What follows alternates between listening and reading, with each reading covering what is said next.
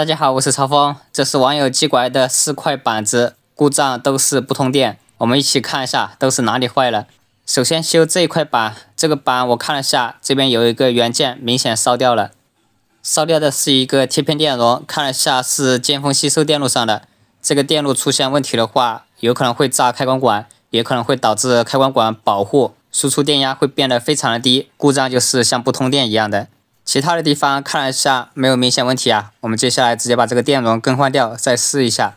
现在换了一个新的电容上去，因为手上没有同型号的贴片电容啊，所以直接换了个其他的电容。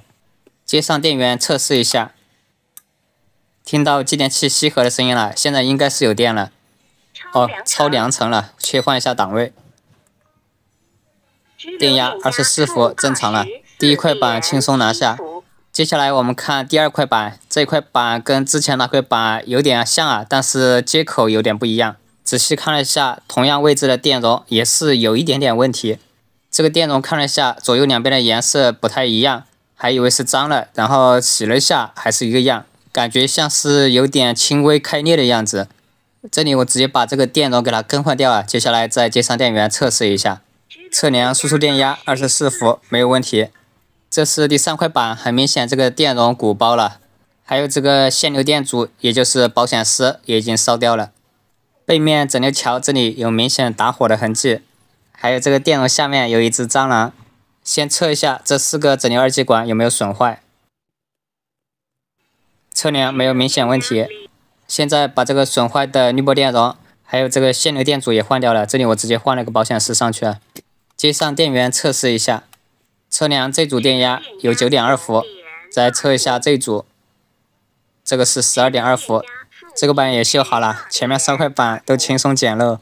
接下来修最后一块板，这块板我看了一下比较麻烦啊，因为烧的比较严重。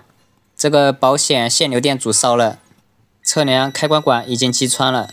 看了下背面电流检测电路，这边有个电阻烧黑了，这边是电流检测电阻。翻过来正面看了一下，在这个缝隙里面，边上也有烧黑的痕迹，可以100%确定这个电源芯片也损坏了。电流检测电阻要是烧的话，300伏电源会窜进这个电源芯片内部。这个电源芯片上面标注的适应是 TH2167.1。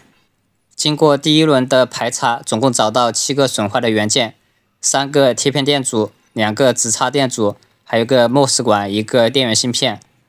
接下来上电测试一下，这个电源只有1组电压输出，测量输出电压现在有了 10.72 伏，也不知道它这个正常电压是多少伏啊？一般家用电器它的常见输出电压都是12伏，如果控制电路没有继电器的话，那么输出电压一般都是低于12伏。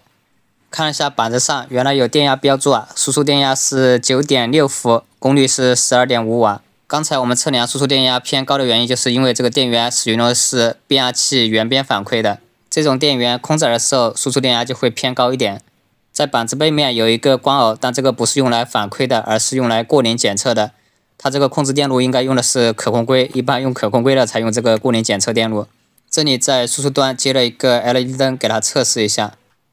接上电源可以正常待载，测量输出电压现在就降到了 9.3 伏。